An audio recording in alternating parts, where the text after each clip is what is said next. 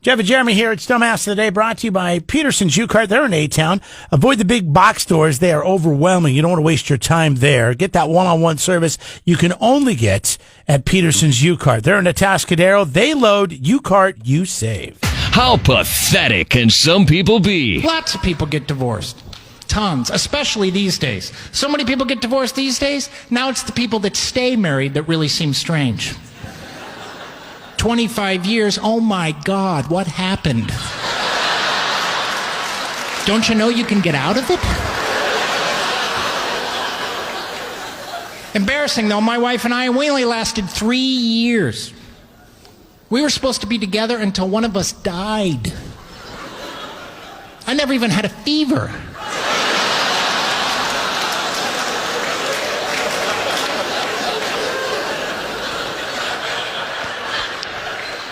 She felt I was too down, I was too negative. Well, this divorce should help.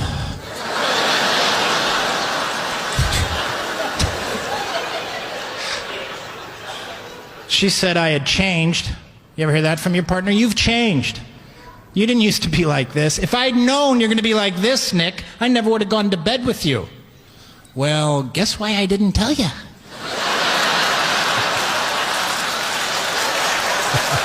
Trying to move some product. Dumbass of the Day. 93.3 KZOZ. Go to Virginia today. This is just the ultimate deadbeat dad. I saw this, by the way, and I thought it was a great idea. You did? Well, I don't think he's a I'm glad deadbeat. you're not a father. But no, this is he paid his child support. Okay. He's not a deadbeat. He paid his child support. But, yeah, I'll let you tell the story. He's not a great guy, but I thought it was kind of funny. Apparently him and his wife didn't get along. So Yeah, so drag the kids into it, embarrass the kids for the whole rest of their life, right? Avery Sanford had not seen her dad in years when he swung by the house for the first time in years when she was freshly 18. See, this kind of makes him a jerk. Why wouldn't you see your kids? He backed up a truck and dumped 80,000 pennies on his ex-wife's lawn. She was doing class at school. Doing class at home because of the pandemic, and that's what they're doing, the at-home learning thing. The daughter or the wife? The daughter. And she sees her dad pull up in the driveway for the first time in years. He'd rented the trailer to dump the pennies on the grass. He did not get it from Peterson U-Cart. They specialize in those, those carts. It's one of these dump trailers too. I don't know if you've ever seen those. They're usually they get a little button and it'll lift up and like a dump truck. Mm-hmm. My buddy has one. It's pretty cool. It is cool, especially if you want to make that last child support payment of $800. Her penny hoarding dad pulled up in front of the house, turned the trailer on, and it dumped out all the pennies right there on the grass. 80,000 of them. Her mom went out and she's like, "What are you dumping in my yard?" She didn't know who it was because she didn't recognize the trailer or the car for that matter. She hadn't seen the. Do you know what the math is on 80,000 in dollars? It's 800. No, good job. Well, I know it's in front of me, but still, would have been able to figure that out. I just did the math really quick. She said, "What are you dumping in my yard?" He goes, "It's your final child support payment." Ended up dumping it all, and then that was what he yelled to his daughter, to his wife. Oh, to his wife, his ex-wife.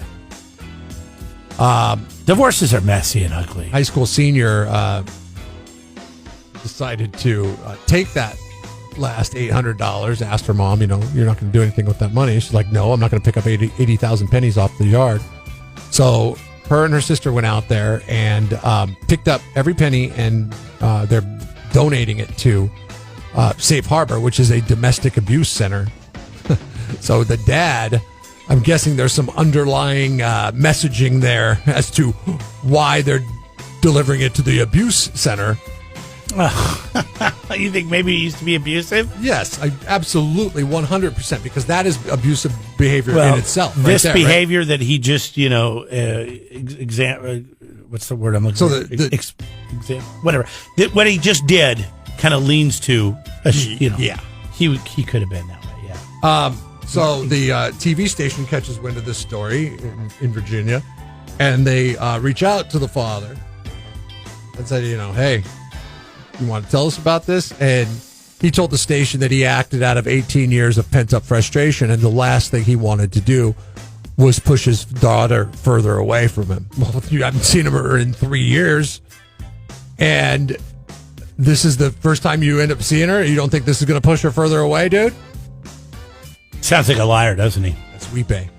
Because that's not how you react to somebody who wants to see their daughter. Right. You want to see your daughter, go see your daughter. She said she hadn't seen her dad in 3 years. I understand you may be mad at your wife, your ex-wife, but Dirtbag. when you act like that, that is going to be a very miserable existence for the rest of your life when your daughter won't talk to you, because she'll just have she'll be like, yeah, remember that time, Dad, you delivered 80,000 pennies and dumped them on Mom's lawn while I was at school, at home, during a pandemic? You ever think of reaching out, saying hi? How's that home learning going? That would have been a better gateway to getting closer to your daughter. But making that last payment in pennies on the lawn of your wife and daughter's home? maybe he was drunk. Maybe he was day drinking, came up with this idea. It's a bad idea. Hopefully he wasn't. Yeah, because he was driving the trailer. I don't know his name, Poor decision making. but he's a dirtbag. And he's Jeff and Jeremy. Dumbass of the day. I saw this survey and I thought it was really funny. And people are so picky and weird. And I'm curious if this is really the case coming out of a pandemic when everybody was kind of sheltering by themselves at home with their families or whatever. But if you're single, Not everybody. there's two studies I saw. One of them was most single people that do online dating haven't actually had a physical relationship with somebody for over a year. That means nothing with anybody else because everybody is supposed to stay away from people. Well, this one is really funny. It's talking about pet peeves that basically make you undateable. All right. And it starts off talking about meat. People that like their steaks well done are monsters. And that's what one person writes. They will not date somebody who has their meat overcooked. I, being a meat lover who always orders my meat medium rare, look at people that do the well done steaks, especially when you're going to go somewhere and you're going to spend $50, $60 on a ribeye. And then they were like, yeah, extra well done. I don't understand that. But you know what? That's your steak. That's how you like it. Then and you're paying for it. Then whatever. Doesn't matter to me. They're not monsters? What about people that eat processed cheese? Yeah, it doesn't say anything about that on here. Kraft singles? No. But yeah, people are judged because they like to eat American cheese. Cow milk drinkers, like a whole glass of cow's milk and nothing else. Gross. You know I don't like onions. Deal breaker. I don't like I onions love drinking milk. all that much, but I've come around to them. I think they're somewhat acceptable. Somewhat acceptable. So I could stomach them now as my taste changed as I grew up. But in my early 20s, I was dating a girl, and she came to my house before I got home from school, and she said, I'm going to surprise you. I'm going to make you some dinner. I was like, okay, great. Keys under the mat or whatever, I forget. And let yourself in, and then you can do that. And I came home, and the place reeked of onions. She made fajitas, which I like fajitas. I like grilled onions. But the place stunk for, like, I had low ceilings. It was just not good. And I ended up breaking up with her because she made my place smell like onions. I was like, I can't date an onion eater. Okay, you obviously didn't like her that much, and you must have already closed the deal on that, and you were ready to move on to greener pastures, if you will. Fresher pastures. Onion, no, but I can understand how that's a real stinky thing. Here's somebody who says somebody that didn't like pizza, so they just couldn't be with him because that's all they like to eat. Somebody that would not share their food with them.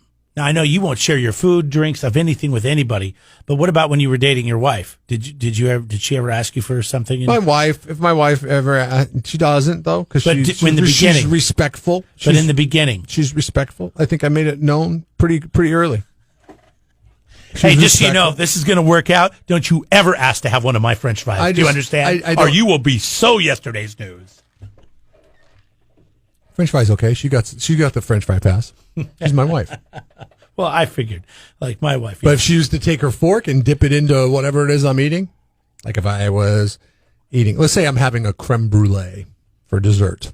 Love me some creme brulee. One of my favorite desserts of all time. Where do you get your creme brulee at? Oh, it's been a long time. I don't know. You just made it sound like you had it yesterday. No. My favorite dessert of all time. Well, I don't get dessert very often. I'm cheapskate. But when I do get dessert, I get the creme brulee. Okay. And she will, if she was to take her spoon that she'd been eating, or her fork that she'd been eating her dessert with, and dip it into my creme brulee, I would be grossed out. I'd be like, I don't want any more creme brulee. You wouldn't even eat around it. No, you can't. A creme brulee comes in a little tiny dish like that. I know, but if she got one there, what am I gonna do? there's other parts of the, Am I gonna that she get didn't a stab her fork toothpick? into. I'm going to get a toothpick and mark off the territory? I mean, come on. I once had a roommate. Well, I'll tell you about this coming up. 805-543-3693. He had two pet peeves that were ridiculous. And me and my buddy's girlfriend couldn't stand this dude. So we used to mess with him all the time. And this is like the most ridiculous issue with other people I've ever heard of. And he tried to date you? Is that No, he never tried to date me, though. 805-543-3693. People's pet peeves, the most ridiculous. Jeff and Jeremy in the morning. So other things that people say are deal breakers in their relationships, by the way. Good morning, it's Jeff and Jeremy. New study out says 53% of people said they would break up with somebody over how they like their steak cooked if it didn't align with them. People that drink milk are out. People that don't like pizza are out. People that don't share their food are out. People that don't like dessert are out. These are things that people have broken up relationships over. My milk, my choice. Once I went into a coffee shop and went to put milk in my iced coffee, I was informed by my date that's illegal. What the hell? It was eventually a deal breaker for him, and he left me. You must be hideous.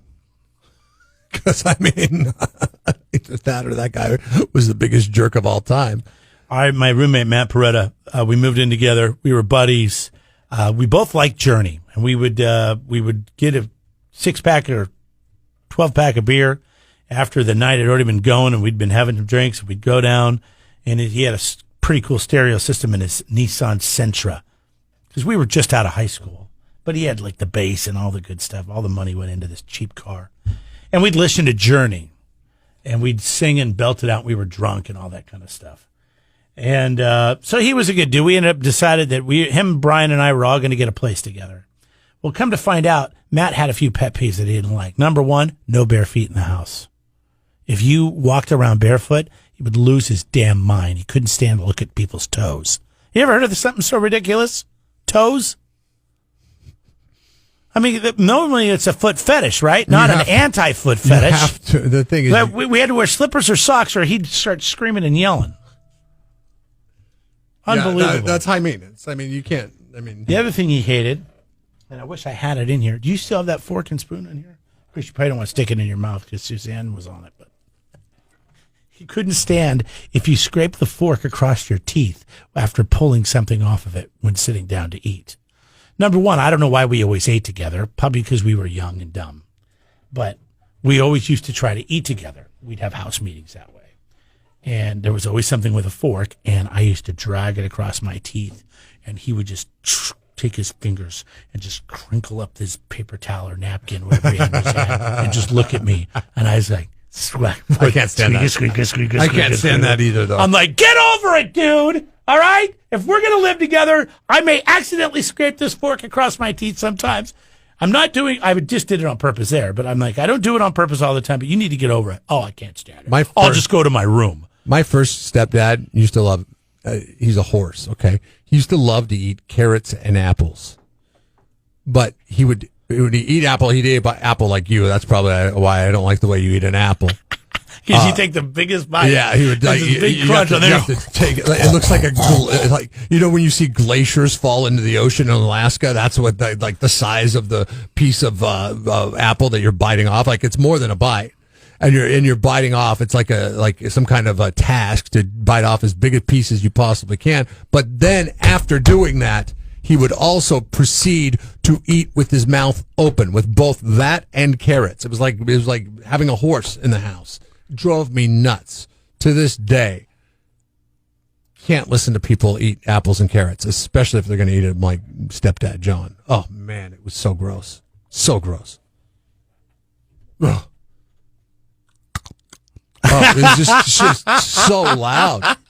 You get on me for sipping coffee when it's hot. You have to sip it when it's hot. Like for somebody that air. whose dad like beat it into his head, like literally beat it into your head, that children are to be seen and not heard. No, he spanked me on the butt, not in the head. Okay, sorry. But that children are to be seen and not heard? Like, you're the loudest eater. I'm an adult now. Hear me roar.